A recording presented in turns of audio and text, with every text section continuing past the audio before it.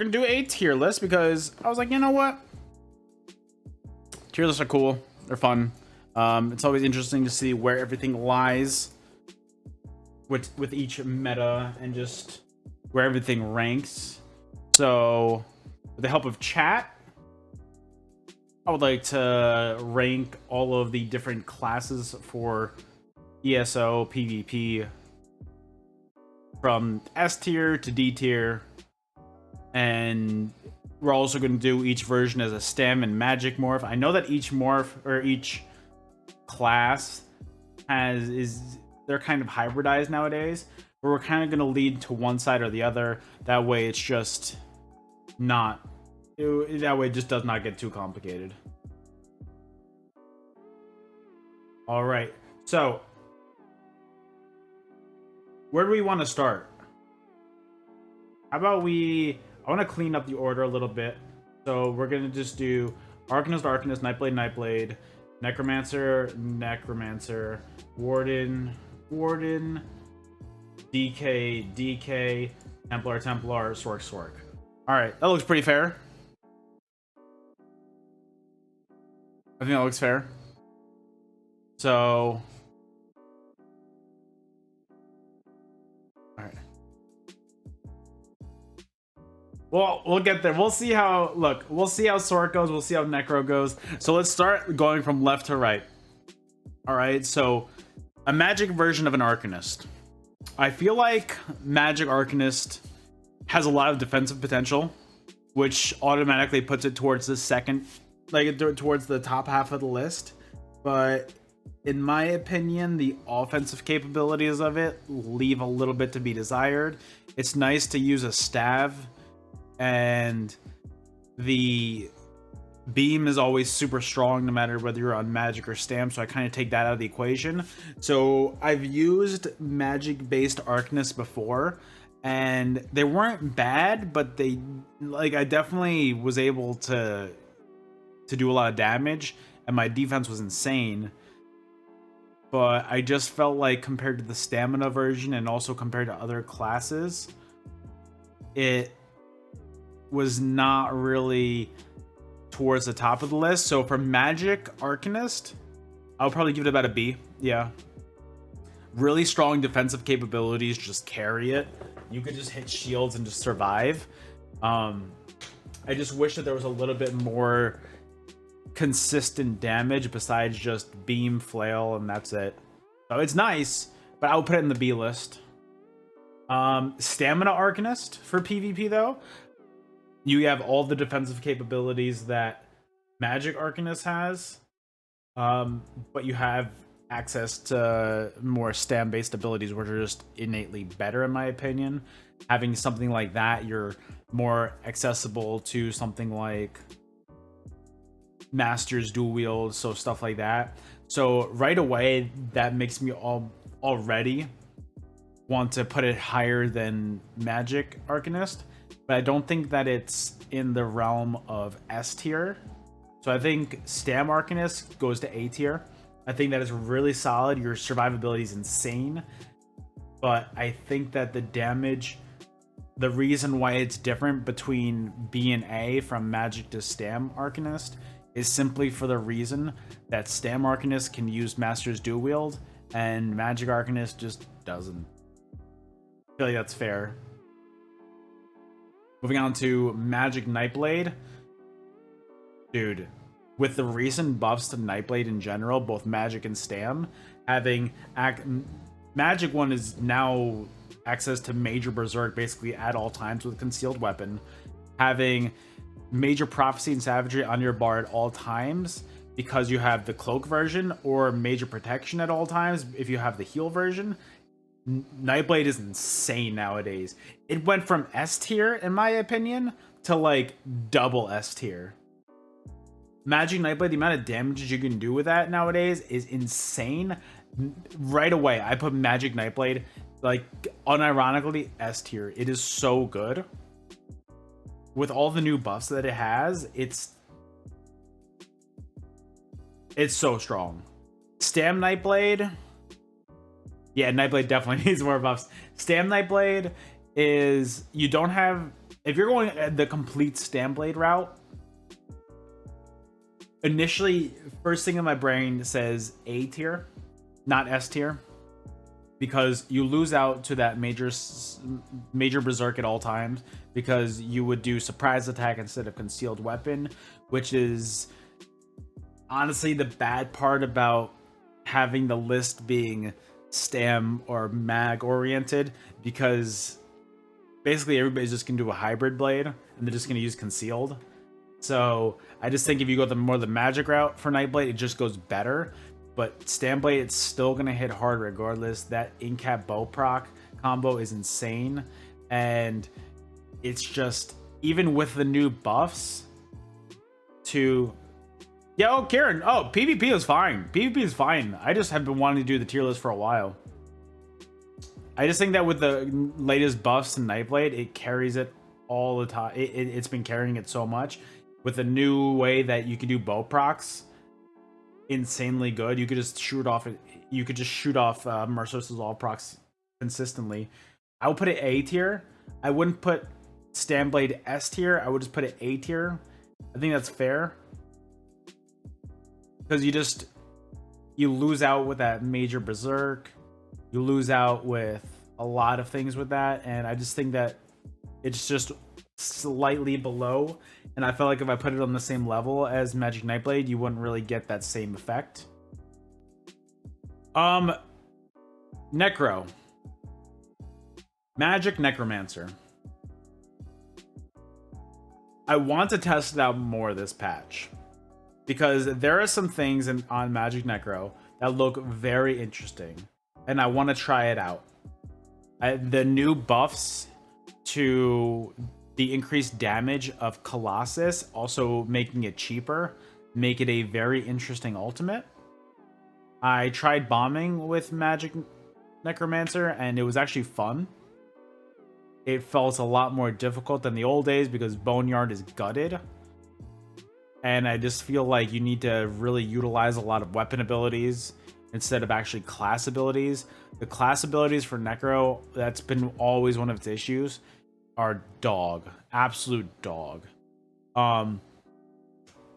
If Necromancer didn't have the latest buff with the Colossus, with making it the increased damage and the lesser cost ultimate, I would rate it D.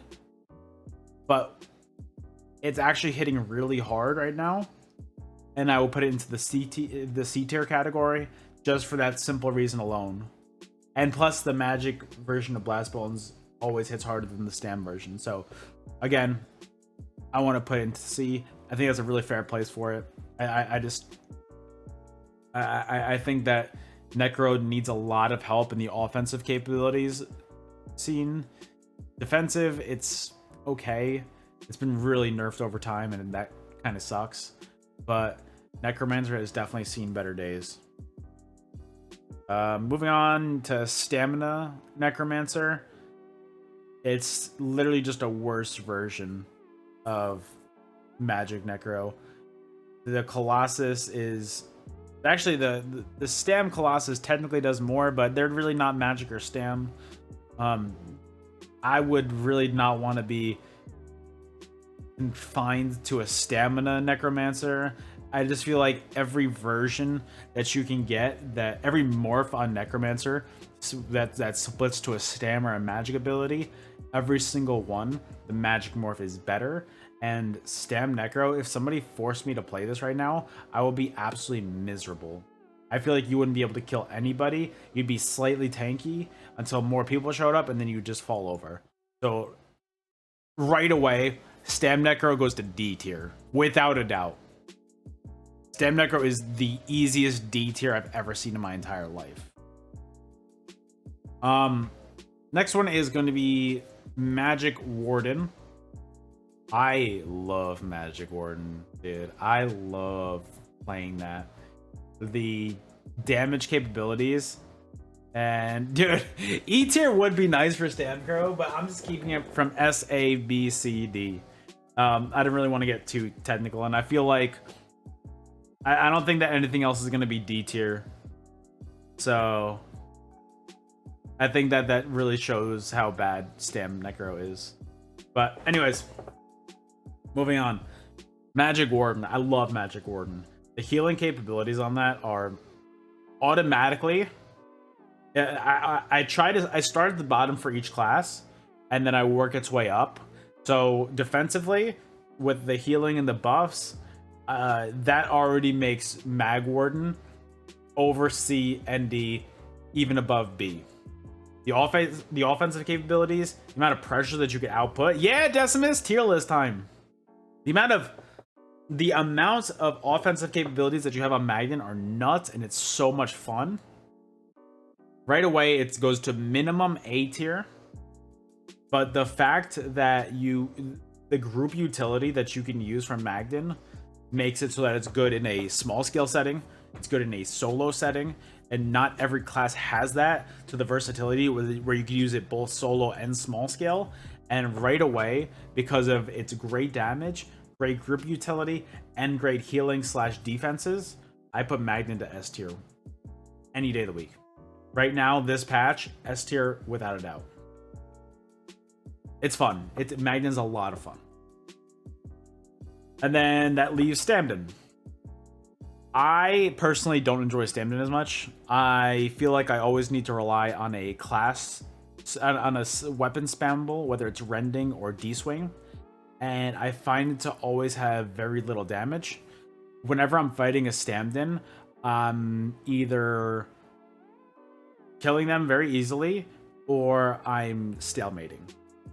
There's usually, if I'm ever dying to a Stamden, I am probably falling asleep because I'm already just unconscious, just tired, because the fight's been going on for 7 years. That being said, its defensive capabilities already above C and B tier. So I will put Stamden personally as A tier. I wouldn't put it B tier because that would show that it's kind of bad, but it's still really good in a group setting. You can line it up with other players, and you can get a really nice burst off if you time it right. But I wouldn't put it on the same S tier capabilities as Magnan. And then that leaves Mag DK. Guys, we already knew where Mag DK was going to be at the start of this. It got hit by a few nerfs this past patch, but again, they've been slightly nerfing Mag DK for a few patches now, and it's still not doing anything. Mag DK went from quadruple S tier to triple S tier, and now it's like double S tier. The defensive capabilities, dude. Warden, not Warden. Sorry, I was looking at the Warden symbol. Mag DK is with your defensive capabilities already minimum A tier. But the fact that you could just go corrosive and do damage against the entire world, bro, S tier instantly. S tier instantly. It's not even close. Mag DK, super, super, super solid. And then Stam DK, I'm not the biggest fan of Stam DK gameplay. I always prefer my Mag builds personally over Stam builds.